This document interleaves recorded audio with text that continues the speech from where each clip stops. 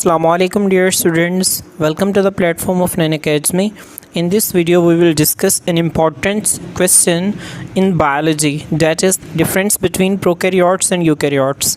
Students, जैसे कि आप सब जानते हैं कि प्रोकैरियोट्स का और यूकैरियोट्स में जो सबसे बड़ा फ़र्क होता है वो ये होता है कि प्रोकैरियोट्स के अंदर वाज़ेह न्यूक्लियस मौजूद नहीं होता, जबकि यूकैरियोट्स के अंदर एक प्रोमिनेंट न्यूक्लियस मौजूद होता है।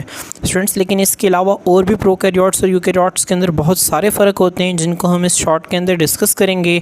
तो आप लोगों ने इसे एंड तक देखना है और ये आप लोगों के लिए बहुत हेल्पफुल होगा। और जो चीज़ें आप लोगों को यहाँ पे बताई जाएंगी वो आप लोगों ने वीडियो को पॉज करके आप लोगों ने नोट डाउन कर लेनी है। स्टूडेंट्स, देखें, सबसे पहला फ़र्क ये है कि प्रोकैरियोट्स के अंदर प्रोमिनेंट न्यूक्लियस नहीं होता, जबकि यूकैरियोट्स के अंदर प्रोमिनेंट न्यूक्लियस होता है।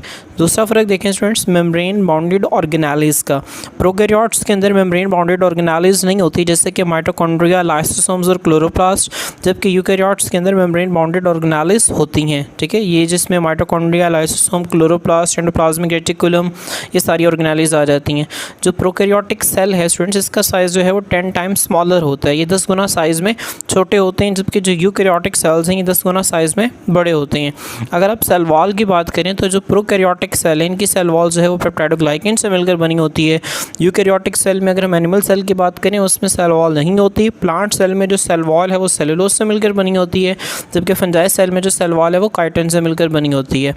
स्टूडेंट्स, उसके बाद अगर हम सेल मेम्ब्रेन में फ़र्क की बात करें तो जो प्रोकैरियोट्स हैं उनकी सेल मेम्ब्रेन में कोलेस्ट्रॉल मौजूद नहीं होता, जबकि यूकैरियोट्स की सेल मेम्ब्रेन में कोलेस्ट्रॉल मौजूद होता है। इसके बाद स्टूडेंट्स, अगर हम राइबोसोम्स की बात करें तो प्रोकैरियोटिक राइबोसोम्स जो हैं वो साइज़ में छोटे होते हैं यूकैरियोटिक राइबोसोम से, जबकि यूकैरियोटिक राइबोसोम्स जो हैं वो साइज़ में बड़े होते हैं प्रोकैरियोटिक राइबोसोम से।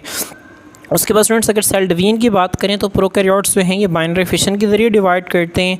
इसमें एक जानदार जो है वो 2-3 जानदारों के अंदर, ठीक है, 2 जानदारों के अंदर टूट जाता है, फिर वो 2 आगे 4 के अंदर टूट जाते हैं, जबकि जो यूकैरियोटिक सेल है ये माइटोसिस और मियोसिस के ज़रिए डिवाइड करते हैं। स्टूडेंट्स, लास्ट में एक और इंपॉर्टेंट फ़र्क जो है वो डीएनए जो है प्रोकैरियोट्स के डिस्पर्स हुआ होता है, बिखरा हुआ होता है साइटोप्लाज्म में, इसे न्यूक्लियोइड कहते हैं, जबकि जो यूकैरियोट्स हैं इनका डीएनए न्यूक्लियस के अंदर पैक हुआ होता है। इसकी एग्जाम्पल सीखें तो प्रोकैरियोट्स में बैक्टीरिया और सियानोबैक्टीरिया आते हैं। इसके अलावा प्रोकैरियोट्स के अंदर आर्की बैक्टीरिया भी आते हैं, जबकि यूकैरियोट्स के अंदर बाकी जो 4 किंगडम्स हैं हमारे वो यूकैरियोट्स के अंदर आते हैं। और स्टूडेंट्स, इस तरह से आप लॉन्ग क्वेश्चन अगर आपको आ गया कि डिफरेंस करें प्रोकैरियोट्स और यूकैरियोट्स के दरमियान, तो आप इस तरह से इस लॉन्ग क्वेश्चन को जो है वो अटैम्प्ट करेंगे और लास्ट पे आप एक अच्छी सी क्या करेंगे, एक डायग्राम ड्रॉ कर देंगे, जिससे आप लोगों को पेपर में बहुत अच्छे मार्क्स मिल सकते हैं। तो स्टूडेंट्स, होपफुली आपको वीडियो पसंद आई होगी। आप लोगों से रिक्वेस्ट है कि इनसे वीडियो को लाइक करें, चैनल को सब्सक्राइब करें और सब फ्रेंड्स के साथ लाजमी शेयर करें। आज के लिए इतना ही। अल्लाह हाफ़िज़।